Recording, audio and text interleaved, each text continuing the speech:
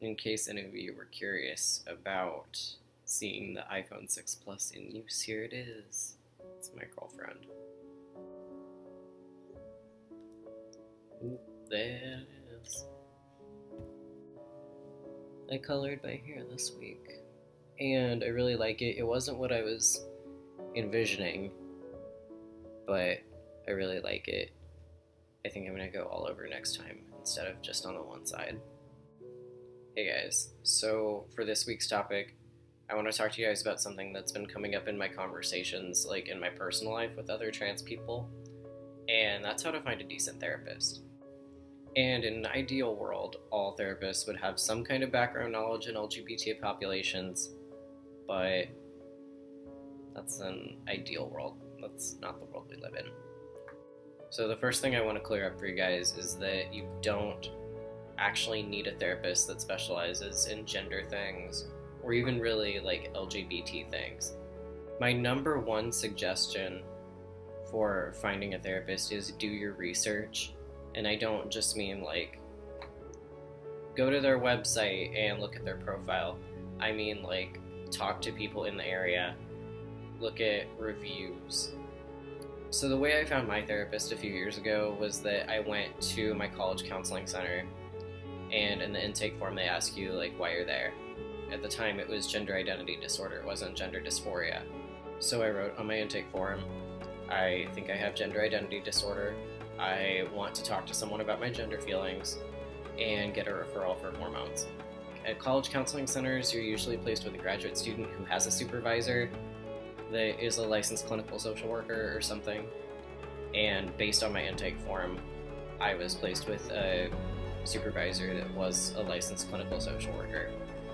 She had served other transgender students in the past. There was still a bit of a learning curve, like I still had to explain a few things about like legal battles and like some gender identity feelings, but you know, for the most part she was really supportive, she was really understanding, and I got my letter after like 5 or 6 sessions. I had a referral. And then I have friends that have been to like locally based just family therapists in the area that have said, well, I was his first trans patient, but now he serves other trans people and is really well informed and like writing a book on raising queer kids. So it's more about like the personality of the therapist versus like what they actually know. If a therapist is willing to listen to you and hear you out and willing to learn about the way you identify and is willing to support you and like listen to you and offer a supportive therapeutic healing environment for expressing and sorting out your gender feelings, then they're probably a good therapist. If they're going to tell you that your identity does not exist, if they're going to tell you that you're still your birth gender, if you hear from other people that they're only motivated by money or that they're absolutely insane, then they are probably not a good therapist.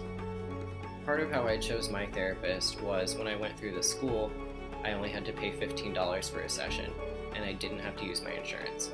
So I could hide it from my family, and I could easily afford it out of pocket. I've heard of community therapists doing a sliding scale based on your income. So again, talk to people in the area.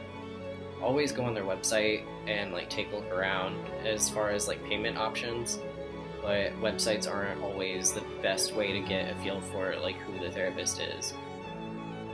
I hope this video cleared up some stuff like what kind of criteria you should be using when you search for a therapist, how to evaluate a potential therapist.